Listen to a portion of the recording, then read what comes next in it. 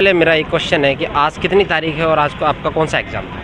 आज 8 तारीख है हमारा नौ है जी कि 9 मार्च है? सॉरी 9 तारीख है आज। हमारे JNV का कैडरे का पेपर था आज। जी। NVS का है ये, नवोदय विद्यालय समिति। इसका होम ब्रांच भी यहीं पर है। जी, अगर सर मैं थोड़ा सा आपके परिचय की बात करूँ, आप अपना परिचय दीजिएगा। मेरा नाम आशीष पवार है। ये मेरा फर्स्ट अटैम्प्ट है NVS में। इनफैक्ट ये NVS का पहली बार एग्ज़ाम लॉन्च हुआ है जी और काफ़ी सारे एप्लीकेंट्स ने इसके लिए किया जी। है। JNV का स्टेनो का ये एग्ज़ाम है। अच्छा सर, मैं थोड़ा सा बात करूँ, जैसे 130 क्वेश्चन थे, 2.5 घंटे का समय मिला था, समय की वजह से कुछ क्वेश्चन रह गए या फिर पूरा हो गया आपका एग्ज़ाम?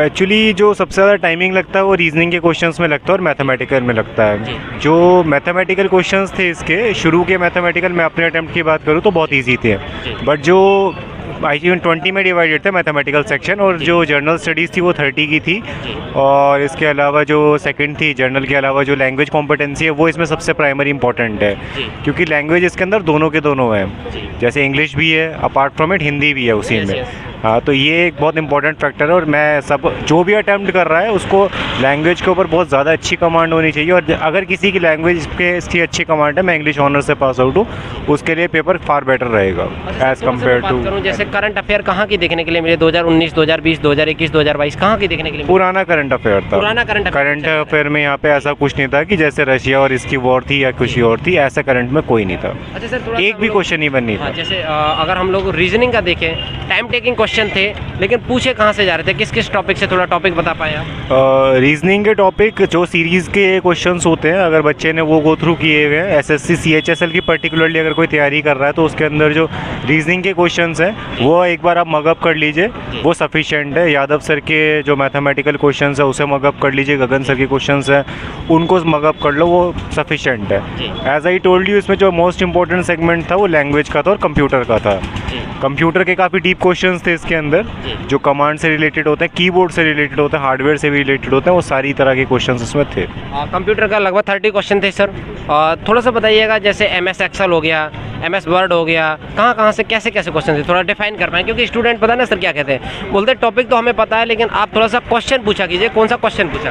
अब MS एक्सेल की आपने जैसे बात करी है, मैं MS एक्सेल के दोनों के पॉइंट रेज करता हूँ। MS एक्सेल में एक तो समअप का क्वेश्चन इसमें आया हुआ था, जो रोज़ होती है, जो रोज़ और सेल्स होते हैं। जैसे एक तो समअप होता है कि मेरा खुद का क्वेश्चन ये था कि अगर आप में कुछ रोज़ में fill in the blank type है, मतलब ब्लैंक स्पेसेस हैं और कुछ में फुलफिल हुआ है, तो उसका जो ऑलमोस्ट एंड होगा वो आंसर क्या आएगा। एक तो ये क्वेश्चन था, और इन द सेम वे एक क्वेश्चन था ऑल्ट प्लस शिफ्ट को लेके कि अगर शॉर्टकट है कैप्स लॉक आपको ऑन करनी हो अपने कीबोर्ड में बिना कैप्स लॉक को उसको दबाए हुए, मतलब कैपिटल लेटर्स आपको अपनी स्क्रीन पर चाहिए, तो आप कौन सी कमांड दोगे?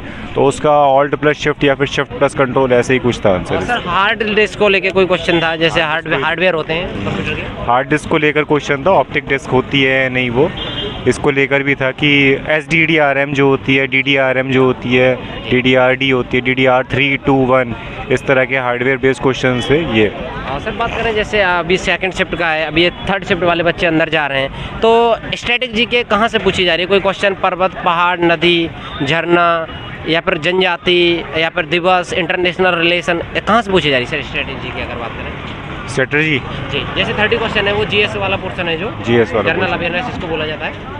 एक्चुअली डेट्स के ऊपर बहुत कम ही मुझे लग रहा पूरा पेपर आया था। सिर्फ एक ही पेपर उसमें ऐसा था, एक ही क्वेश्चन एक ऐसा था जो डेट्स के ऊपर बेस्ड था। जैसे एक सेंट्रल विजिलेंस का ऑफिसर्स के सेंट्रल विजिलेंस डेट क्या डिसाइडेड है, सिर्फ एक ही क्वेश्चन मैंने उसको देखा।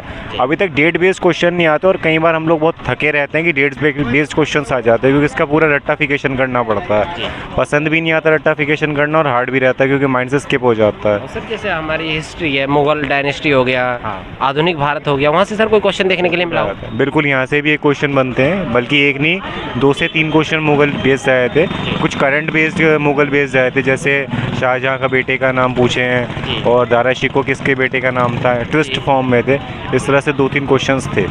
और सर अगर मैं उसके बाद में अगर बात करूं, जैसे कि हमारा और भी पोर्शन है मैथमेटिक्स पर, अगर हम नज़र डालें तो जैसे टाइम एंड वर्क एक टॉपिक होता है अपने आप में, वहाँ से कैसे क्वेश्चन देखने के लिए मिले? Time and work based questions नहीं थे। As I told you, mathematics से बड़े बेसिक क्वेश्चंस थे, डिवीजन के बेस्ड क्वेश्चंस थे, मल्टीप्लिकेशन के क्वेश्चन थे, एवरेज के क्वेश्चन थे, परसेंटेज के क्वेश्चन थे। बट ये टाइम वाले, परसेंटेज वाले नहीं, टाइम डिस्टेंस के क्वेश्चन नहीं थे। रीजनिंग में डिस्टेंस था।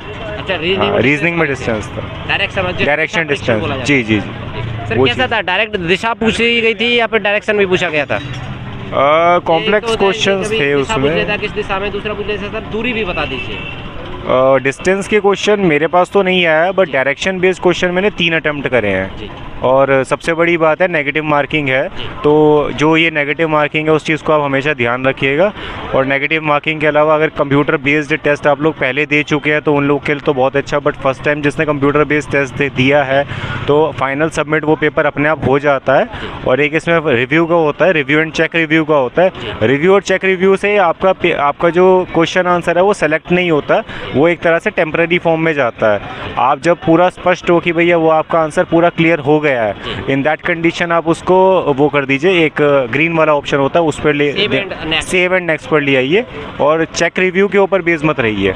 चेक सर जैसे मैं बात करूं, अभी आपका 9 मार्च सेकंड शिफ्ट में आपका एग्जाम हो चुका है, लेकिन ये एनबीएस का एग्जाम थोड़ा लंबा चलेगा और भी कुछ दिन तक चलेगा, तो आने वाले स्टूडेंटों के लिए थोड़ा सा स्ट्रेटजी आप बता पाएँ कि किस तरह से उनको अपनी प्रिपरेशन करनी हो, किस तरह से एग्जाम सेंटर में। बेसिक्स एक बहुत इंपॉर्टेंट फैक्टर है इसमें, जो मैंने नोटिस किया है। अगर किसी स्टूडेंट का as I told you CHSL की तैयारी कर रहा है वो स्टूडेंट, और अगर उसके बेसिक्स पक्के हैं तो वो काफ़ी अच्छा स्कोर कर सकता है। और इसके अलावा इंग्लिश में और लैंग्वेज में मतलब जितनी आपकी कमांड है वो उतनी कम है। मैं लिटरेचर का स्टूडेंट हूँ, उसके बाद भी मेरी कमांड थोड़ी कम पड़ गई है। सर इंग्लिश के पोर्शन की अगर मैं बात करूँ, जैसे वोकैब हो गया, एंटोनियम्स एनोनिम्स हो गया, आंसर्स पैसेज हो गया, यहाँ से क्वेश्चन देखने के लिए मिले थे क्या? बिल्कुल क्वेश्चंस थे सर, यहाँ पर भी इसके ऊपर बेस्ड क्वेश्चंस भी थे। और होपफुली शायद आप लोग भी स्टडी अच्छा कर रहे हैं, इसलिए पता है आपको कि वोकैब बेस्ड क्वेश्चंस भी थे। अनुलोम विलोम ये हिंदी में भी था, इंग्लिश में भी था। और इसके अलावा एरर डिटेक्शन के क्वेश्चंस नहीं थे। अच्छा सर, कोई पर्टिकुलर आप क्वेश्चंस याद कर पाए, रिकॉल कर पाए थोड़ा बहुत इंग्लिश का कोई भी? इंग्लिश में जैसे एक ब्लैक स्मिथ के लिए एक पूरक पूछते हैं, मतलब उसके जो वो होता है, मतलब जिस पे वो काम करता है, जैसे कॉबलर होता है कॉबलिंग पे वर्क करता है, इन द सेम वे जैसे ब्लैक स्मिथ होता है वो एनवल पर वर्क करता है। तो ये क्वेश्चन था, ये बिल्कुल एक कोर कंसेप्ट में से एक है इंग्लिश के। जिस बच्चे की इंग्लिश काफ़ी इम्प्रूव्ड वे में है वही उसका आंसर कर पाएगा, क्योंकि एनवल हम नॉर्मल लैंग्वेज में कभी यूज़ करते ही नहीं है। मुझे नहीं लगता कभी किसी ने बोला होगा कि भैया एनवल लेके आइए आप अपने घर से, in that way we will work. तो इसलिए काफ़ी मतलब इंग्लिश का जितना आपका अच्छा सेगमेंट है आपके लिए उतना ही प्लस पॉइंट है यहाँ पर। क्या sir active passive and direct indirect या फिर सेंटेंस एरर कुछ पूछा जा रहा है? नहीं, एक्टिव पैसिव वॉइस नहीं थे, पैसेजेस थे। पैसेजेस के हाँ, पैसेजेस बेस्ड पूरे क्वेश्चन है। और पैसेज छोटे वाले पैसेजेस थे, शॉर्ट पैसेजेस थे। और छोटे पैसेजेस के ऊपर ही 3 से 4 क्वेश्चंस बन रहे हैं, मतलब सेट ऑफ क्वेश्चंस थे। अच्छा सर, मैं जैसे बात करूँ थोड़ा सा, अब हिंदी पे हम अपनी नज़र डालें तो हिंदी में जैसे प्रत्युपसर्ग अपने आप में है, मुहावरे है, लोकोक्तियाँ हैं, शुद्ध वर्तनी है, समास है, संधि है, यहाँ से कहाँ से क्वेश्चन बने, थोड़ा सा आप रिकॉल कर पाएँ? इसमें एक तो आपने जैसे बताया समास के ऊपर बेस्ड क्वेश्चंस थे, एक तद्भव तत्सम शब्द ये होते हैं कुछ, हाँ उसके ऊपर बेस्ड भी थे।